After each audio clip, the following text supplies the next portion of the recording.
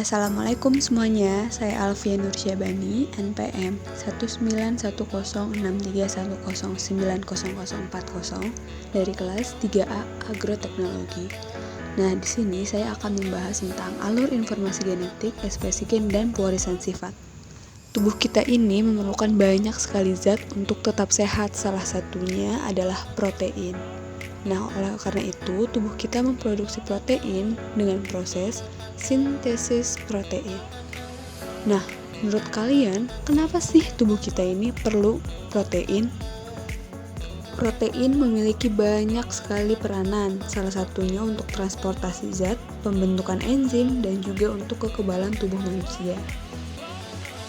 Nah, menurut kalian, sintesis protein ini bagaimana sih proses terjadinya? Sintesis protein terdiri dari dua tahap.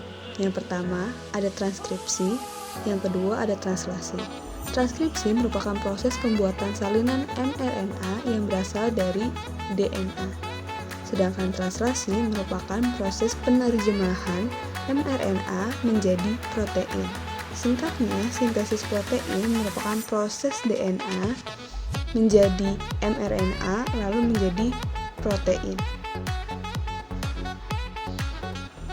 Yang pertama, transkripsi. Transkripsi ini terjadi di dalam nukleus. Ada 3 tahapan yang terjadi di dalamnya. Yang pertama, ada inisiasi, kedua elongasi, ketiga terminasi. Saat terjadi proses transkripsi, DNA yang terkandung di dalam nukleus akan dihampiri oleh RNA polimerase.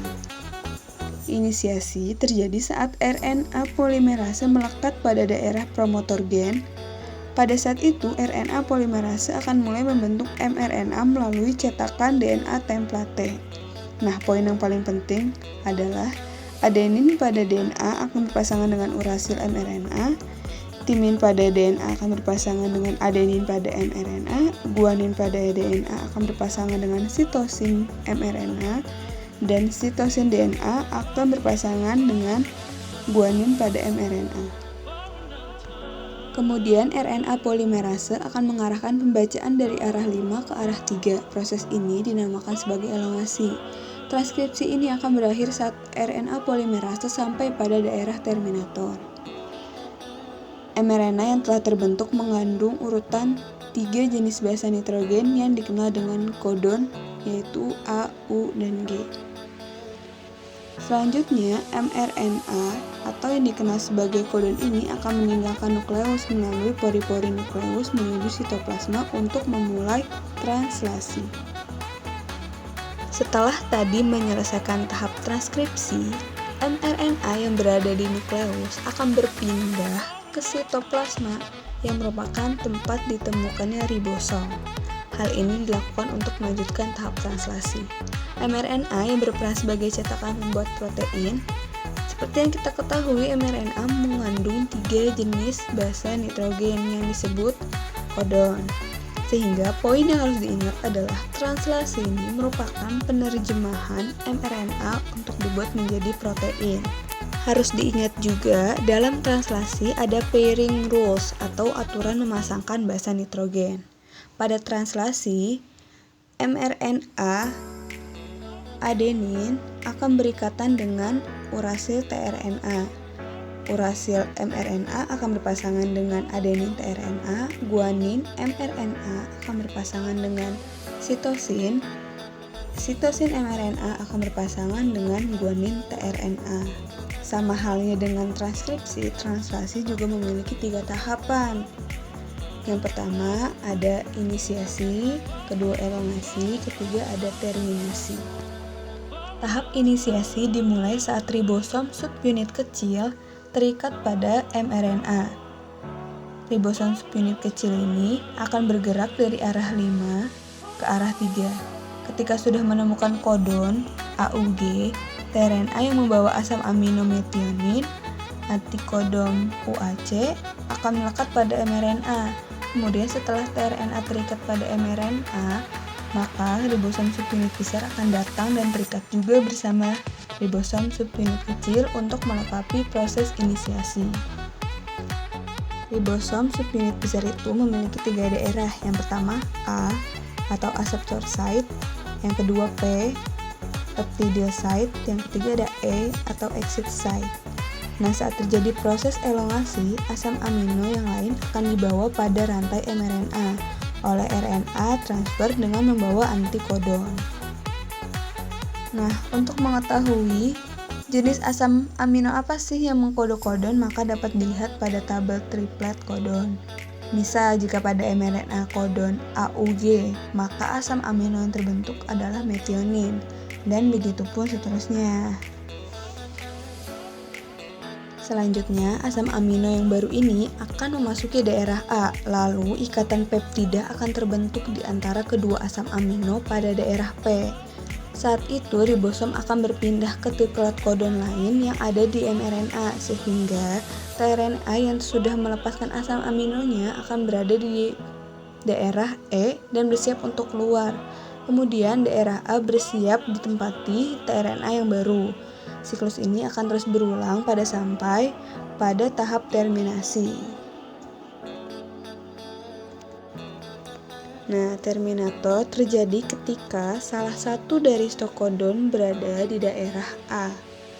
Kodon ini dikenali oleh protein yang dikenal sebagai release factor. Nah, saat release factor ini memasuki daerah A, secara otomatis polipeptida akan rilis dari ribosom, dan ribosom pun akan berpisah dan bersiap untuk melakukan translasi yang baru. Nah, polipeptida inilah yang dikenal sebagai protein. Nah, selanjutnya kita akan membahas tentang pewarisan sifat.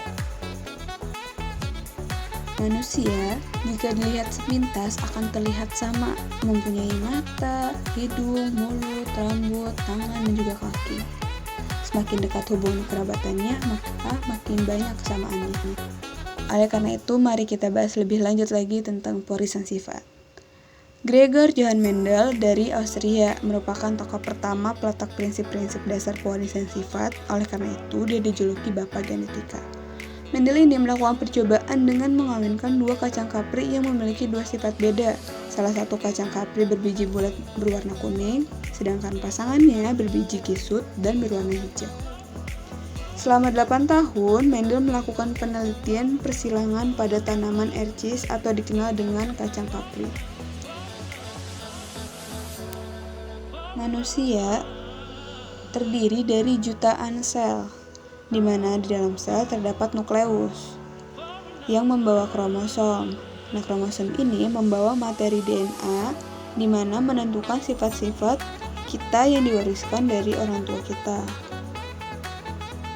Proses pewarisan sifat orang tua kepada anaknya terjadi ketika sel telur sang ibu berhasil dibuahi oleh sel sperma sang ayah.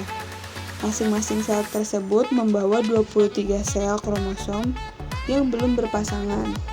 Setelah pembuahan kromosom tadi menjadi tergabung atau berpasang-pasangan, materi genetik dari ayah dan ibu akan bergabung dalam proses fertilisasi atau pembuahan tersebut.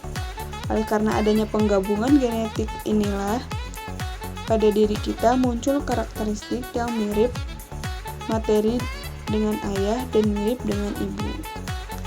Materi genetik tersebut yaitu kromosom, gen, DNA, dan juga RNA.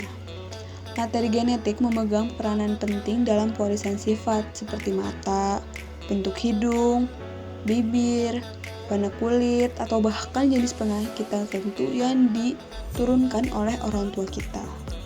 Sekian video pembelajaran dari saya. Terima kasih.